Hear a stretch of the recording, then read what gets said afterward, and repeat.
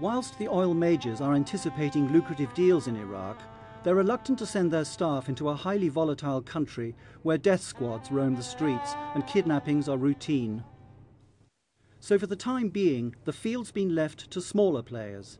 Amongst those is Dublin-based Petraeus Resources, who are currently operating in Iraq. Their boss looks forward to signing a production sharing agreement once the law is passed.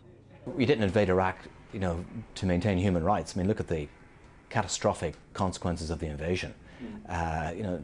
Who would argue that people are better off now than they were under Saddam's dictatorship?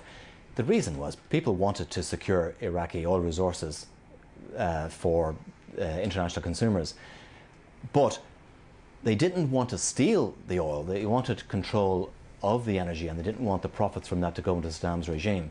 It's hard to argue against that. But we are where we are. There's no point crying over spilt blood. Oil mixes money, science and blood. It's always been that way, and it always will. We have warned foreign companies against entering the oil industry of Iraq and profiting from it.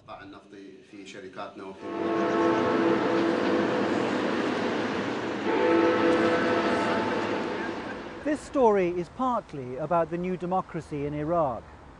But what about the much older democracy in Britain? Has the British government influenced the new oil law? If it has, on whose behalf?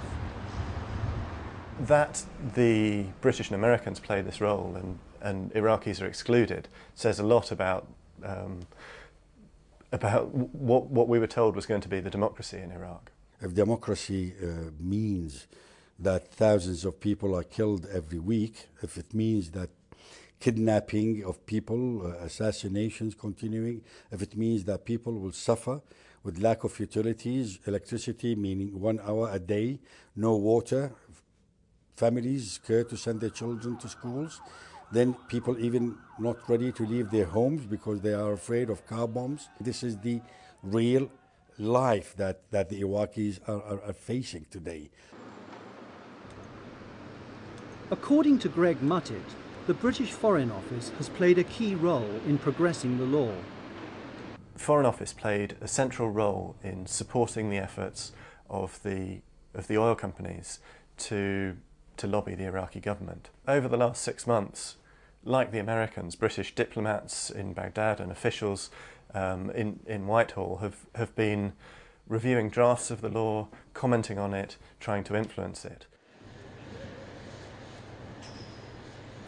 But the Foreign Office adamantly denies any improper interference in the oil law beyond what they claim is simply friendly assistance to the Iraqis. I mean, this is paranoia gone completely loopy.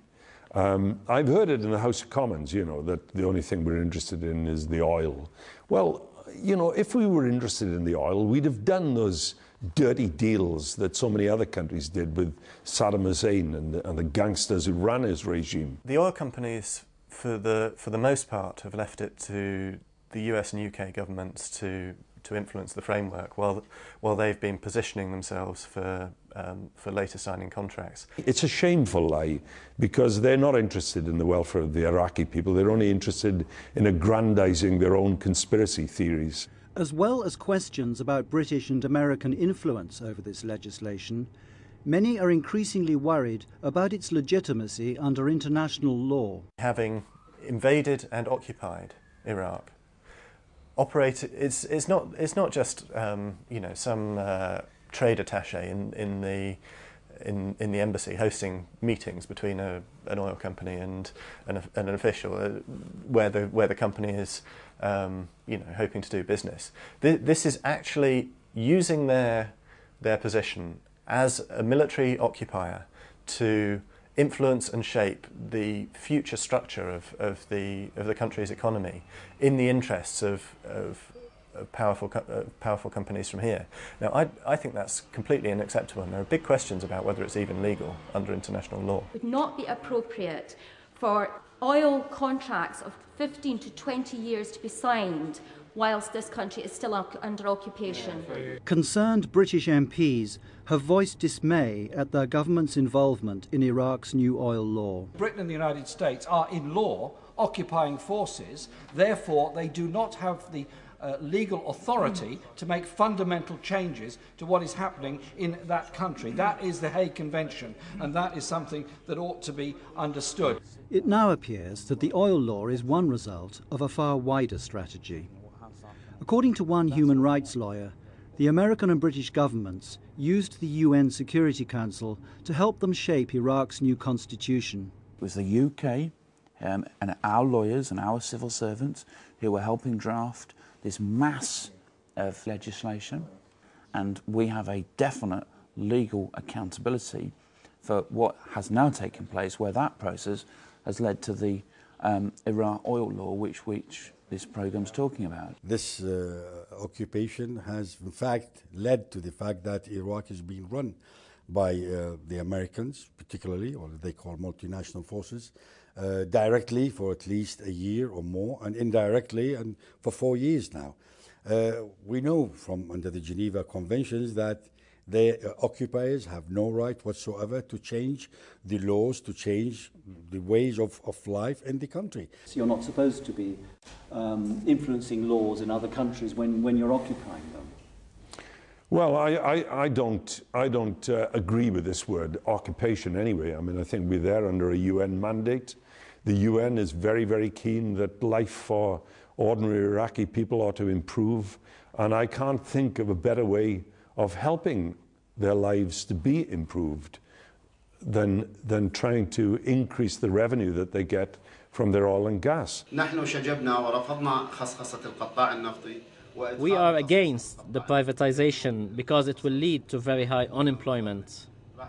Because when the foreign investors enter the sector, it means the laying off our local workers.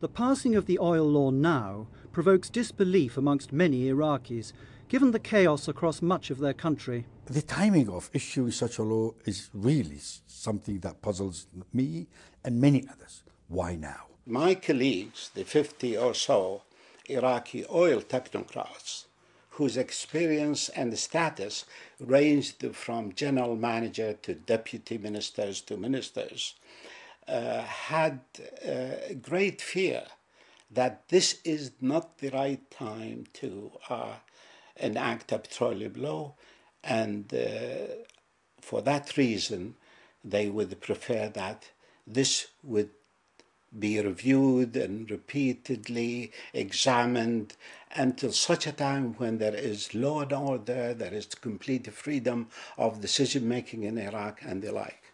If you worry too much about a perfect solution, you'll have no solution. What's right is what works. The oil industry and business people generally are very good at getting things done. They cut corners, but that's what gets things done. There's no country anywhere in the world that's free of corruption, even England. Focus on getting the industry developed.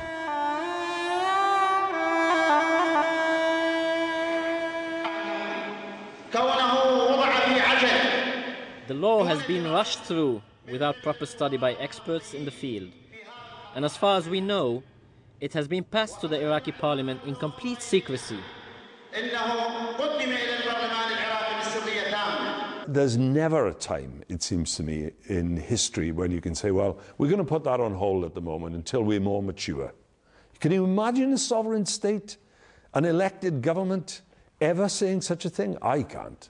And the Iraqi government is quite right, I think, to press ahead with this, because it realizes that if it's to get the revenue it needs so badly, then it's got to get it from the oil and gas industry. So it is a matter of urgency for them. While the security issues are very grave and truly the most significant obstacle to international investment, the other political questions and political uncertainties ought not be viewed as barriers.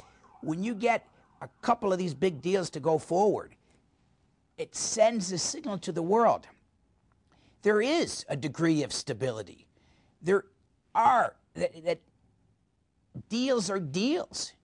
You know, you can do business with these guys. You can do business in these countries.